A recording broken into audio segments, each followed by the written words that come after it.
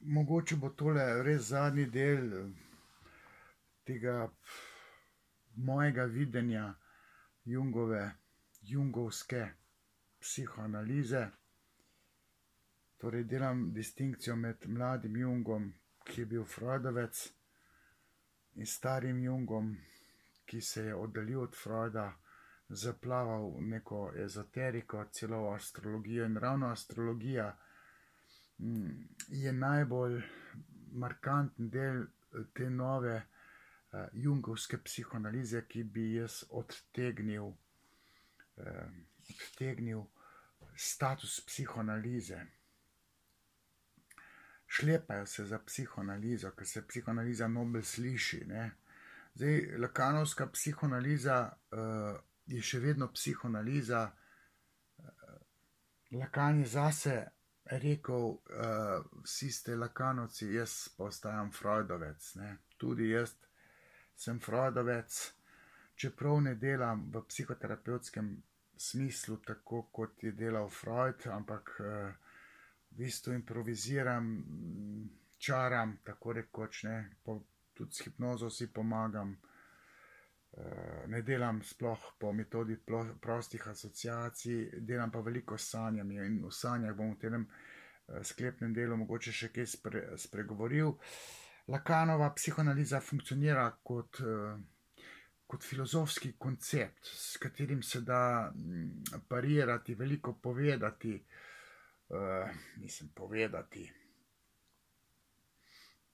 dobro se da filozofirati, tudi o zavesti, ne, skozi, recimo, s katero se zdaj kar precej ljudje ukvarjajo, filozofi, namreč zrcalni stadij je nek koncept, ki se ustoliči v subjektu drugi, ne, drugi v nas, skozi katerega govorimo.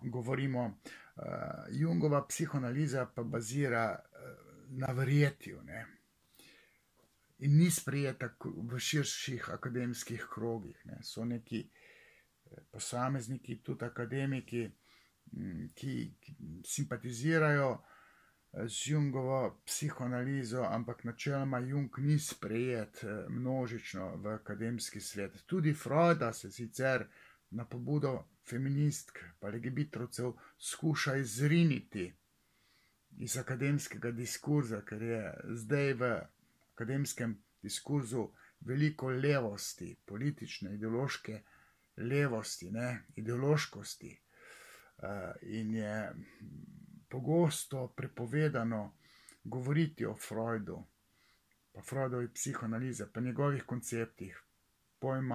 Pojem normalnosti je pri Freudu, bi rekel, izžvižgan na pobudo ravno LGBT-ovcev pa feministk, ki so alergični na zavidanje penisa, ne, ki je vezan na Oidipov kompleks, ki je stebrni kamen Freudove psihoanalize. LGBT-ovci so alergični na teorijo homoseksualnosti, ker je Freud jo imel za nenormalno in nenaravno. Homoseksualnost je tako rekoč po Freudu bolezen, ne, napačno razrešen Oidipov kompleks, recimo, je ključni razlog, ampak po mojem videnju zdaj eden od enih 4 razlogov, zakaj človek postane homoseksualec.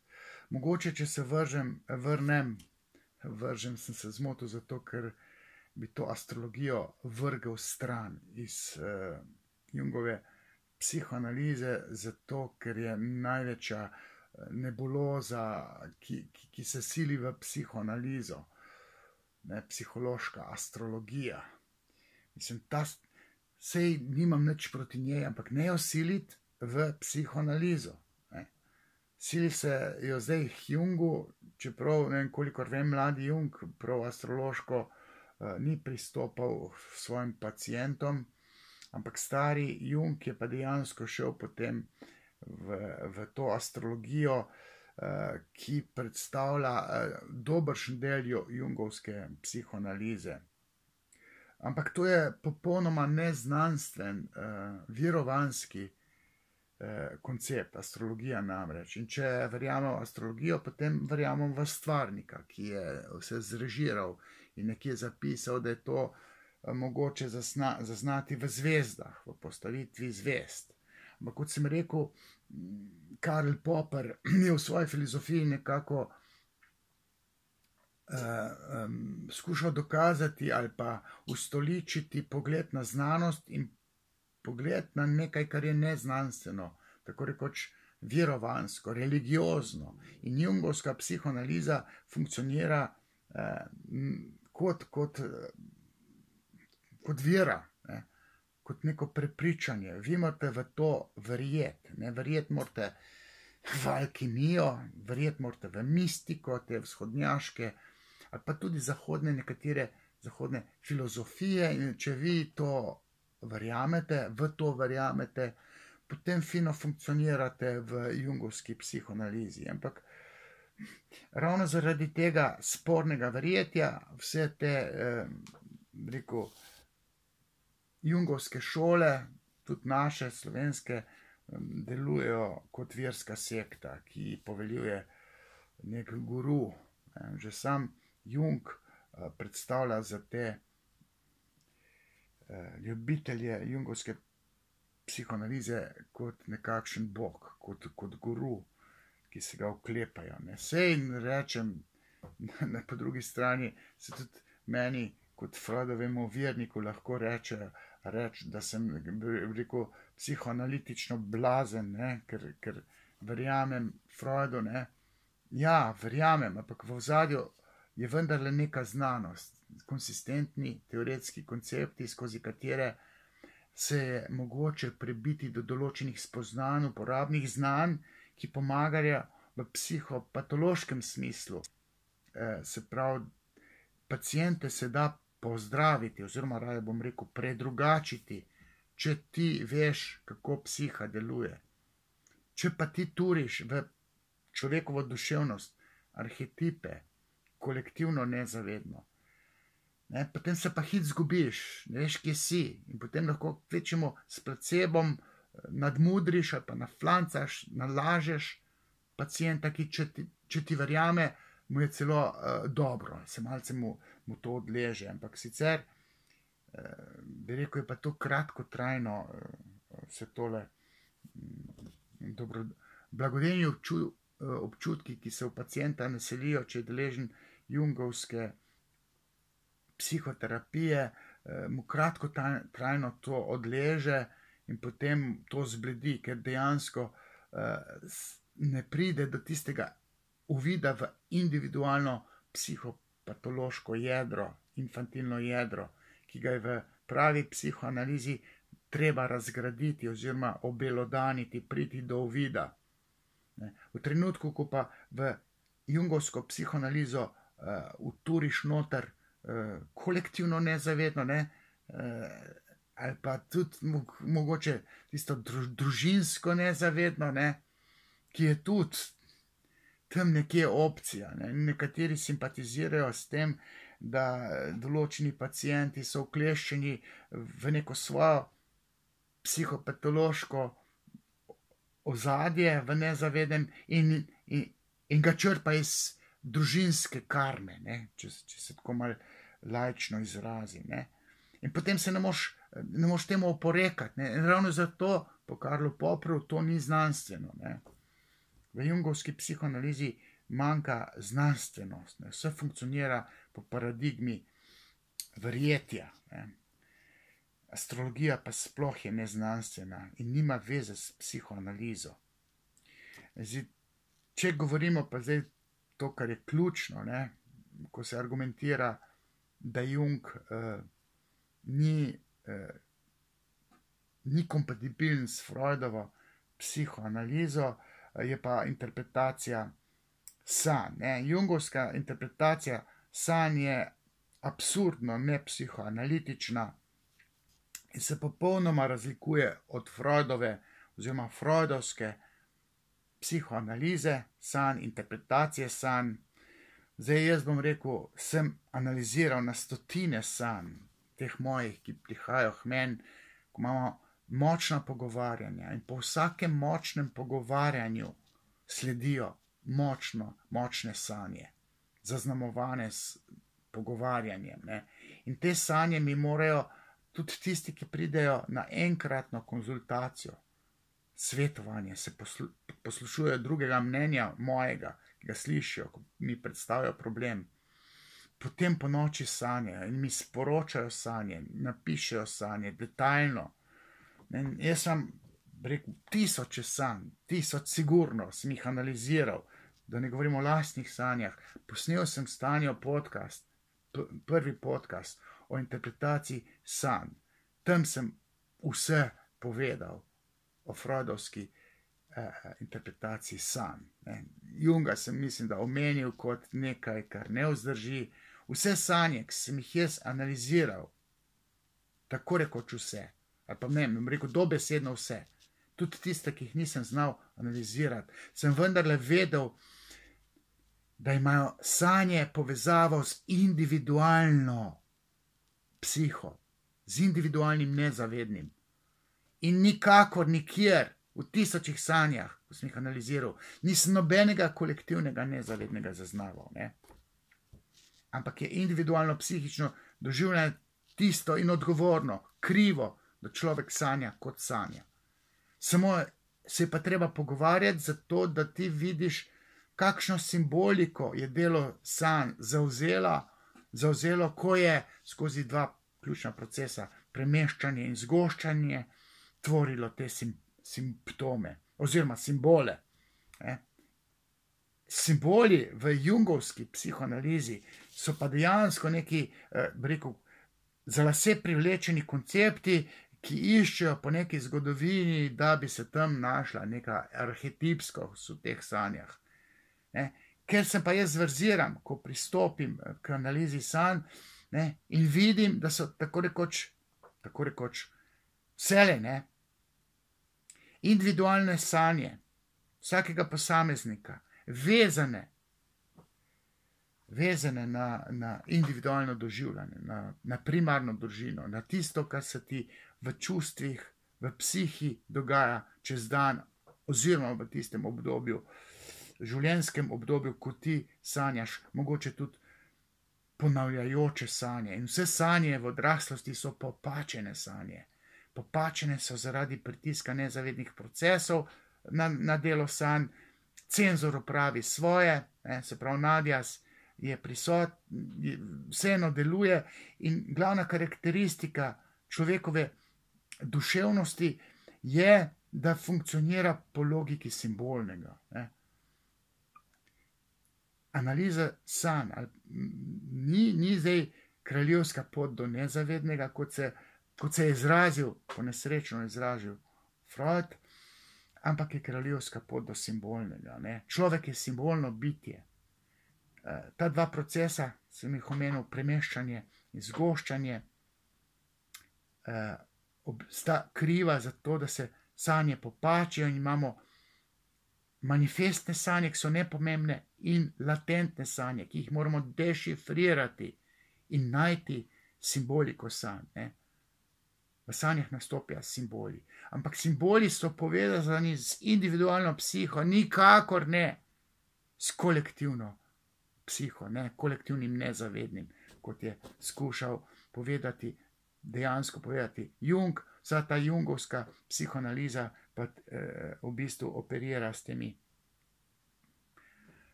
arhetipi in najde, oni vse najdejo, torej analizira sanje in jih takoj poveže a priorno s tistim, kar pričakuje, da bo najdel, in išče arhetipe. Jaz pa vedno najdem, ker se pogovarjam z ljudmi, ker jaz ne morem analizirati sanje nekoga, s katerim se ne pogovarjam. Jaz se moram pogovoriti o njegovem čustvovanju, o njegovih psihičnih, duševnih problemih in potem, ko analiziram sanja, dešifriram simboliko sanj. To Jungovci ne delajo tako. Zato sta Jungova in Freudova psihoanaliza sta nekompatibilni, poleg tega, da Freud, torej Jung, uporablja še dušo. Duša je verovanski koncept, nima veze z duševnostjo. V religiji imajo dušo. Freud ni govoril o duši, ampak o duševnosti, o psihičnem aparatu. Jungovci so brez svojih verjetij mrtvi, tako rekoč. In svojo psihoterapevtsko metodo v bistvu brez placeba ne morejo nič narediti. Ne. Skozi placebo pa jim ti pacienti verjamejo in potem se mogoče celo predrugačijo, da ne rečem pozdravijo. Skratka, tile arhetipi, tale astrologija, kolektivno nezavedno, ta šamanizem, to je larifari, ne. Skratka, tokle sem rekel, da bom posnel v tem zadnjem videu. Mogoče bom, če bodo pritiski veliki, argumentiral, kje imajo pa ti Jungovci pa resnične zdrse. Na Regovca mislim biti pozoren, ker sem ga toliko že preposlušal 20 let nazaj. Ok, to je bilo to. Če želite video po naročilu, gledajte, en mladec, moj fan, bil je tudi pri meni, je izrazil željo, če bi razložil razliko med jungovsko pa freudovsko psihoanalizo, in kot poznavalec Freudove psihoanalize, pa tudi Jungove, sem rekel, neč tole pa moram narediti. Tako da, če kdo želi, da obdelam kakšno temo, če bo donacija dovolj obilna, si bom vzel par ur časa, ker to ne morem kar z roke stres, se moram malo poglobiti, ne, bom mogoče posnel video po vaši želji. Tisti pa, ne, še posebej velja povabilo tistim, ki ste hodili v razne psihoterapije, mimo tisti, ki hodite k psihiatrom, šopajo s tableti, ampak ki ste hodili na psihoterapijo, k temu, onemu, tretjemu, licenciranemu ali pa tudi nelicenciranemu psihoterapeutu, da ne rečem šarlatanu. Glejte, če predstavite svojo izkušnjo in če dovolite, da jaz posnamem video o vaši kalvariji, sem pripravljen celo brezplačno pač se pogovarjati z vami, s tem, da vi morate meni povedati, kaj ste doživljali pri drugih psihoterapevtih, zato ker to, kar se grejo netalentirani psihoterapevti s certifikatom, da so psihoterapevti, to presega vse meje dobrega okusa. Take zgodbe, ki sem jih jaz slišal, ne, od doktorjev klinične psihologije, to presega vse meje dobrega okusa.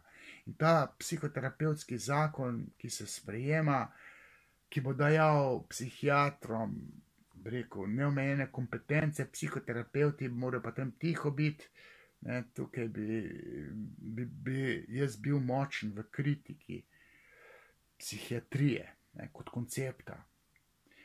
Kritiziram pa tudi mnoge licencirane psihoterapeute, ki take nebuloze trosijo. Vse se skriva, zelo se skriva, kako se dela, ne smeš govoriti okoli. Tam je zdaj vojna tajna, kaj se tam dogaja v psihoterapevtskih posvetovalnicah ali pa ordinacijah. Ko pa meni pa vendarle povejo, kaj mi je psihoterapeut rekel, mene glava peče. In če hočete slišati drugo mnenje in če želite, torej dovolite, da jaz posnamem video o vaši zgodbi, bom zašifriral vašo identiteto, tudi o imenih ne bom govoril, posnel video, ker ti videi so poučni in mislim, da imam neko poslanstvo, da to moje znanje moram predati javnosti, nimam nekega naslednika, ampak so pa saj tile videi dobrodošli za bodoče rodove, tudi študenti raznih teh univerz, tudi univerze Sigmunda Freuda, tudi psihologi se nekaj naučijo od mene. Tako da, evo, video je zdržal celih 20 minut, tako da to je bil tretji del, 3x po 20 minut. Hvala, ker ste me poslušali. Čau.